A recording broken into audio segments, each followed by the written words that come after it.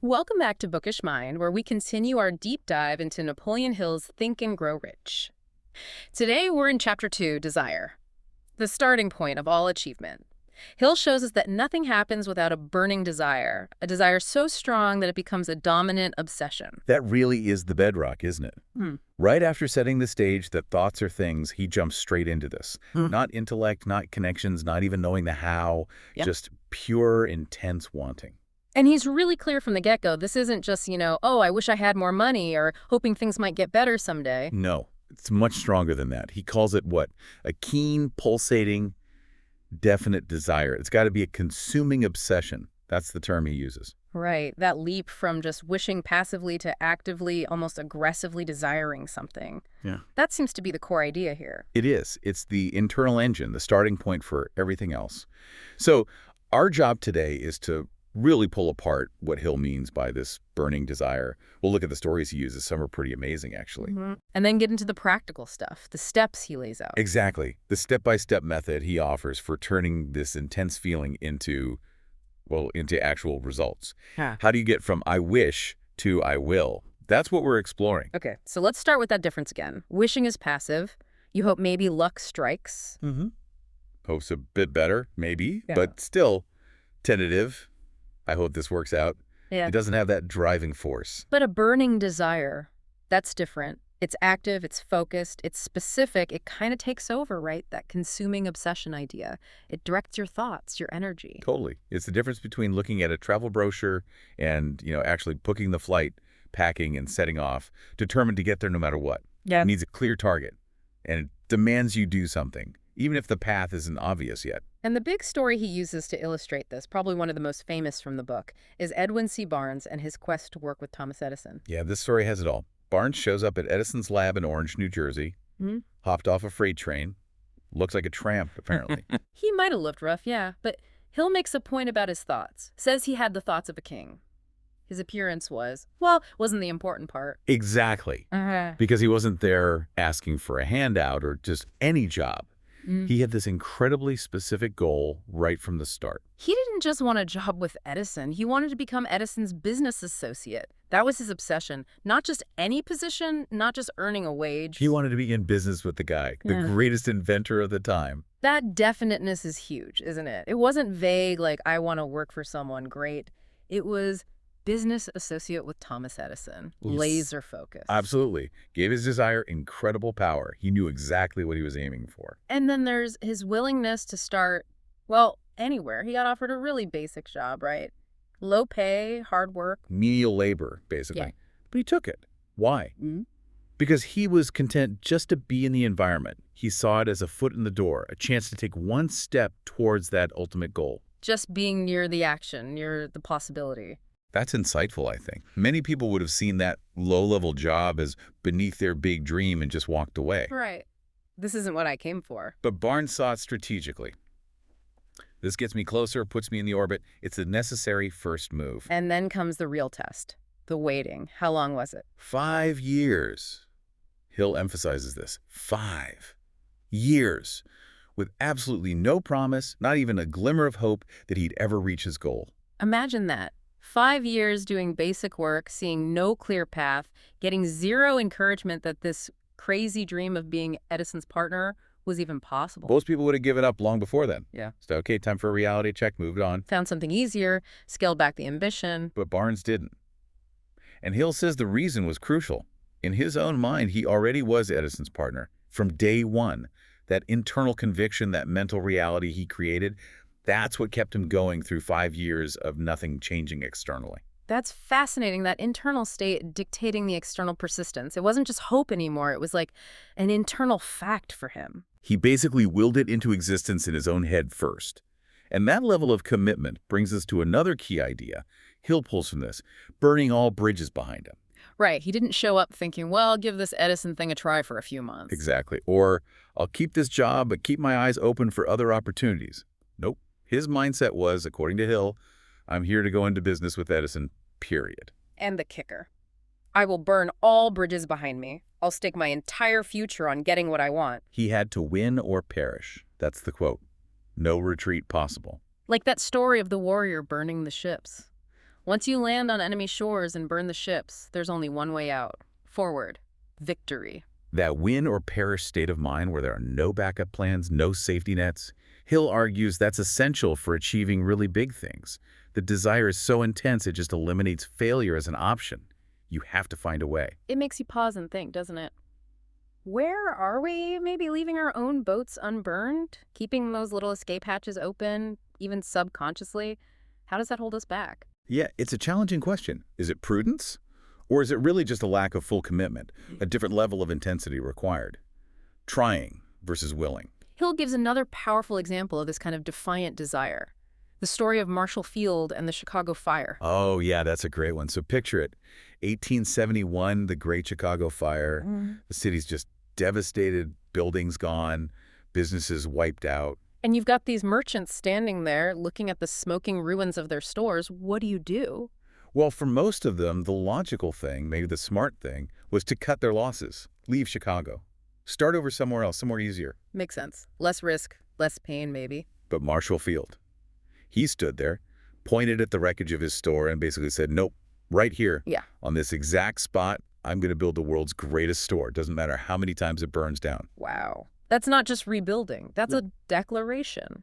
A defiance against the circumstances, fueled by that burning desire for that vision in that place. Exactly.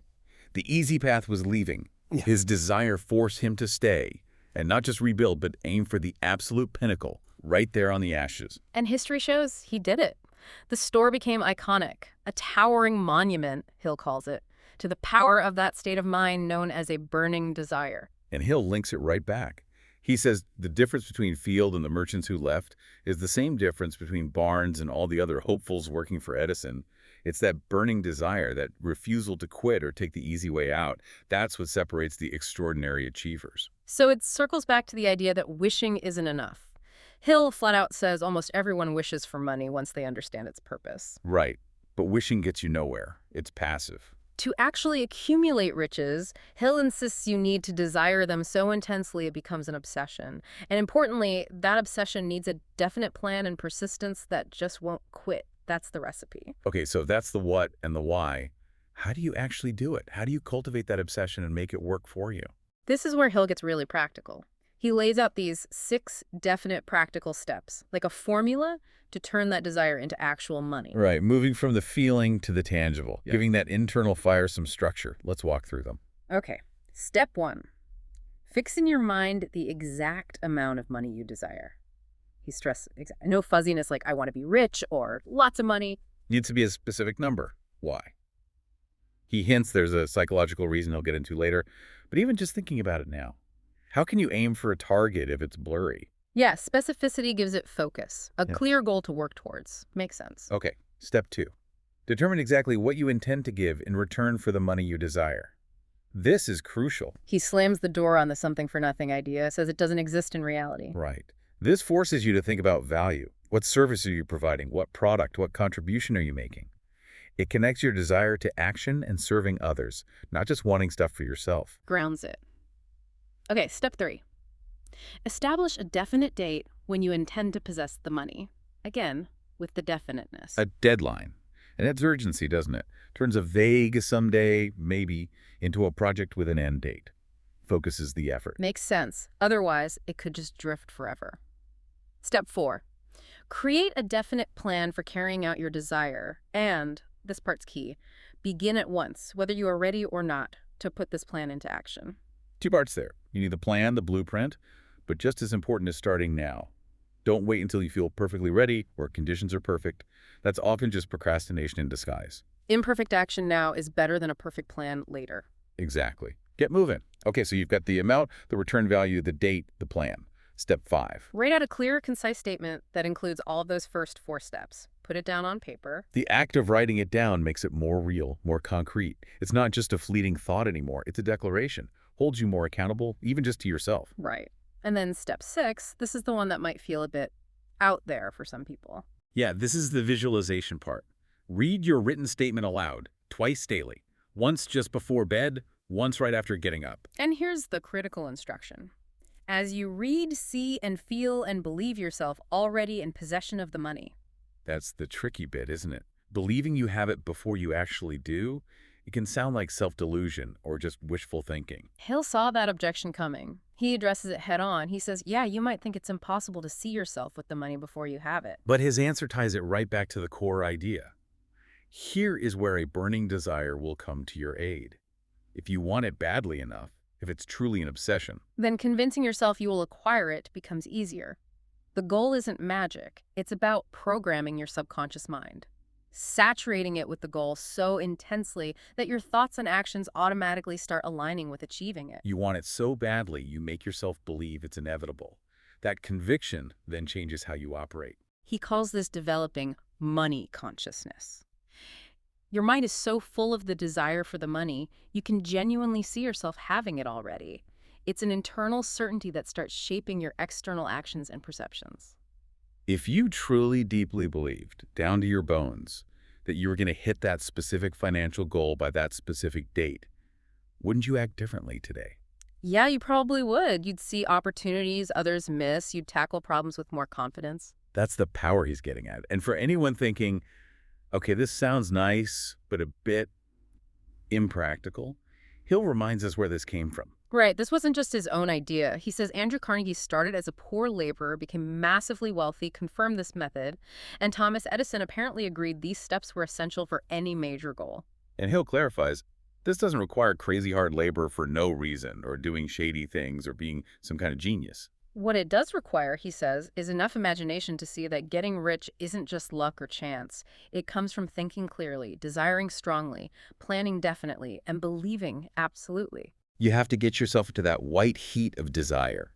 Really feel that intense want, and then back it up with unwavering belief.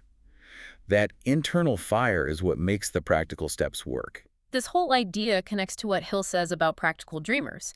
He argues that all the great leaders and innovators in history were dreamers. Yeah, he lists a whole bunch. Columbus, Copernicus, Ford, Edison, Lincoln, the Wright brothers, even the founder of Christianity. People with huge visions who were often told they were crazy, like Marconi, right? His friends thought he needed psychiatric help for wanting to send messages through the air. Their dreams seemed impossible to the people around them, but they held on to that vision, that desire. Hill was writing this during a time of huge upheaval, post-depression. He saw it as a changed world, needing new ideas, new leaders, new ways of doing things. And he believed the key quality for success in that new world was exactly this: definiteness of purpose and a burning desire to possess what one wants. He saw practical dreamers as the ones who could take intangible things, ideas, desires, beliefs, and turn them into tangible reality. Skyscrapers, industries, inventions. And he urges tolerance and open-mindedness towards new ideas and dreamers, fear of the new, skepticism. Those are major roadblocks. Don't dismiss the dreamer. And he quotes, "Success requires no apologies, failure permits no alibis. If your dream feels right and you truly believe, just go for it. Don't apologize for aiming high." And critically, when you inevitably hit failures along the way, remember his point. Every failure brings with it the seed of an equivalent success. Look for the lesson, the pivot, the opportunity hidden in the setback. Which leads right into how we handle adversity, because it's going to happen. Absolutely. Hill argues that setbacks, disappointments, defeats, they aren't just bad things. They can actually be assets. They temper the spiritual metal, he says. He suggests that for many successful people, the real turning point came during a crisis. That crisis forced them to dig deep and meet their other selves. Yeah, that hidden strength, that resilience they didn't know they had until they were pushed. He gives examples like John Bunyan, thrown in prison for his beliefs. What happens? He writes Pilgrim's Progress. The adversity unlocked his genius. Or O. Henry. Prison forces him to use his imagination, confront himself, and he discovers his incredible writing talent. Charles Dickens. The pain of a lost love gets channeled into his writing, transforming personal tragedy into creative power. It's about learning to take those really strong emotions, even the difficult ones, grief, fear, disappointment, and transmute them. Turn them into fuel for your dreams, for constructive action.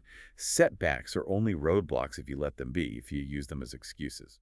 And maybe the most powerful story in the whole book, certainly the most personal for Hill, is about his own son, Blair. This story takes the idea of desire overcoming obstacles to a whole different level. It really does. It's quite something. So Blair was born without any visible external ears. The doctor told Hill and his wife very gently that the boy would likely be deaf and mute for life. Devastating news for any parent. But Hill's reaction, it wasn't despair. It was internal defiance. He didn't argue with the doctor, but inside, he made a decision. What was it? His son would hear and speak. He just refused in his own mind to accept the physical limitation as the final word. Wow, that's gold. Especially given the physical reality. It must have challenged his own philosophy, right? About limitations being self-imposed. Absolutely. He questioned it himself. But he doubled down. Yes, he decided it's still true, even with this. So what was his plan? It was pretty radical. He decided he would somehow transplant his own burning desire for his son to hear and speak into the child's mind as soon as Blair was old enough to understand. He was going to instill his own obsession in his son. How did he even attempt that? He renewed his internal pledge every single day. He was determined to fill his son's mind with this intense desire to hear, to be normal, believing that somehow nature itself would respond and find a way. And did they see any signs? Small things over time. Reactions to sounds. Hill became convinced there was some hearing. And if there was any, maybe it could be amplified. Then came a breakthrough with a Victrola, a record player. The music player? How? The boy loved music, and he'd listen for hours, often clamping his teeth on the edge of the machine's case. Hill realized later this was bone conduction, the vibrations traveling through his skull to his inner ear. Okay. Bypassing the missing outer ear structure? Exactly. And Hill also found he could speak right near the mastoid bone behind where the ear should be, or at the base of the skull, and Blair could hear him clearly. These were the pathways. So these discoveries gave him a way in, a way to communicate that desire. Yes. He started talking to his son, frequently using these methods, constantly reinforcing the idea, the desire to hear, and he made up bedtime stories. Stories with a purpose. Absolutely. Designed to build self-reliance, imagination, and especially that intense desire to hear and be normal. There was one core story, though. What was it about? He told Blair that his lack of physical ears wasn't a liability. It was actually an asset, a unique advantage. Hill admits he had no clue how it could be an asset, logically. He called it a white lie. Yeah, or a philosophy. He just kept planting that seed over and over. He said this is where desire, backed by faith, just had to push reason aside. Reason said it was impossible. Desire and faith said, we're doing it anyway. And did the boy buy it? Completely. That was key. Blair trusted his father implicitly. He accepted this idea that he had an advantage. And that belief became incredibly powerful within him. How did that play out practically? Well, his mother got him special help at school. And Hill told Blair that when he sold newspapers, people would pay extra, not from pity, but because they'd admire his spirit and intelligence despite the missing ears. See it as a sign of character. And then the newspaper incident happened. Right. When he was 7, he desperately wanted to sell papers. His mom said no, too risky for a deaf child. So what does Blair do?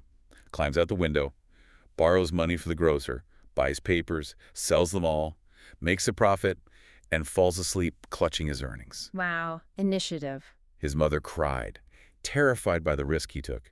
Hill says he laughed not at the risk, but seeing this incredible display of faith, ambition, resourcefulness, a little entrepreneur proving his belief in himself. That really drives home the point about handicaps only being obstacles if you accept them as excuses. Totally.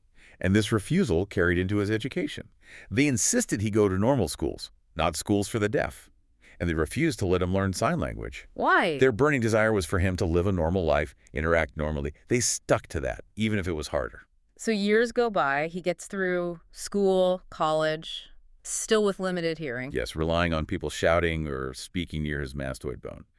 Then, right at the end of college, almost 2 decades after doctors confirmed no normal hearing apparatus, he tries a new type of electrical hearing aid. Hill describes it like a stroke of magic.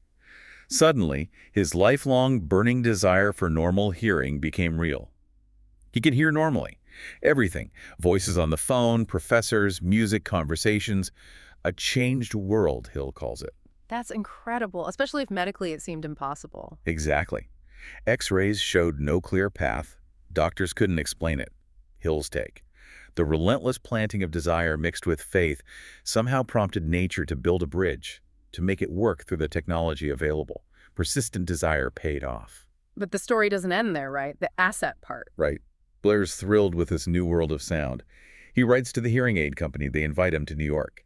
While touring their factory, he has this sudden insight, an impulse of thought. What was it? He realized he could take his own amazing experience and use it to help millions of other hard-of-hearing people find their changed world. His desire instantly shifted from receiving, hearing, to giving service. The handicap becomes the platform for his purpose. Precisely. He decides on the spot to dedicate his life to this. He dives into research, makes a 2-year plan to reach people, presents it to the company. And they hired him. Instantly. Yeah. Gave him a job to fulfill that ambition. He went on to help thousands. The white lie about the asset became true because belief and action made it so. And Hill later saw others teaching deaf people using similar principles, the power of instilled desire and belief.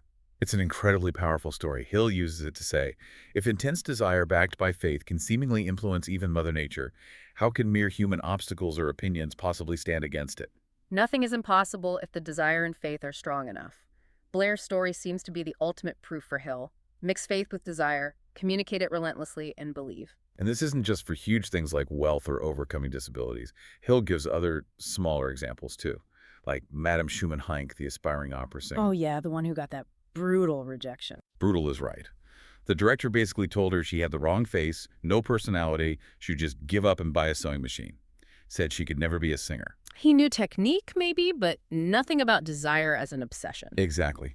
And what happened? She became a huge opera star. Her burning desire just ignored his never. And the story of his business associate who was critically ill. Yeah, facing surgery, doctors gave him almost no chance.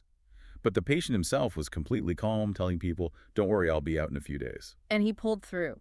The doctor admitted it was the patient's sheer desire to live that saved him. He refused to accept death as a possibility. So Hill gathers all this evidence from Carnegie, from Edison, from Barnes, Field, his son, these other stories, and concludes, desire plus faith is this incredible force. It can lift people up, help them overcome defeat, even defy dire predictions. So for anyone out there facing a big challenge, the core message of this chapter is, it's that everything starts with an intense, burning desire for something specific, something definite. That internal fire is non-negotiable. And it seems the universe, or nature as Hill puts it, is somehow set up to respond to that kind of focused, passionate wanting. Which brings us right back to where we started, the Yeah. difference between just wishing and being truly ready. Exactly. And Hill says you're not truly ready until you believe you can get it. Not hope, not wish, believe.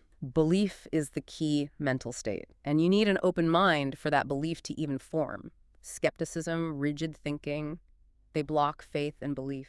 It's like that Emerson quote, Hill uses what you need, finds you when you're ready for it, when you believe it's possible.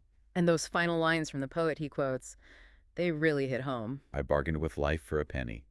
Yeah, the idea that life gives you what you bargain for. If you only ask for a penny, if you only expect scarcity, Life would pay no more. But if you had demanded more, aimed higher, life would have willingly paid. It's a powerful idea. You set the terms. You demand abundance or you accept limitation. And Hill's final point there is that it takes no more effort to aim high, to demand success and abundance, than it does to accept failure and poverty. The effort is in the quality of your wanting, your believing, your commitment. So wrapping up chapter 2, it's all about that foundational power, the absolute necessity of a burning, definite desire backed by faith and relentless action. It's the engine inside that overcomes the obstacles outside. The stories really illustrate it. Barnes's sheer grit, Field's defiance, Blair's incredible journey, the resilience needed for setbacks, ignoring the naysayers.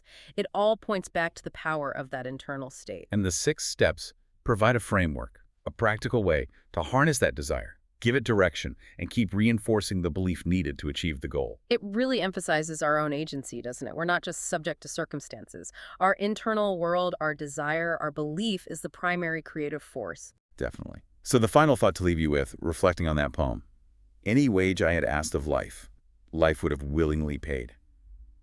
What wage are you asking for right now? Is your desire definite enough? Is it intense enough? Is it truly a burning obsession? And what might change if you really did burn the bridges, if you committed fully, with no retreat, to that one definite major purpose, letting that desire lead the way like it did for Barnes or Field or Blair, something powerful to consider?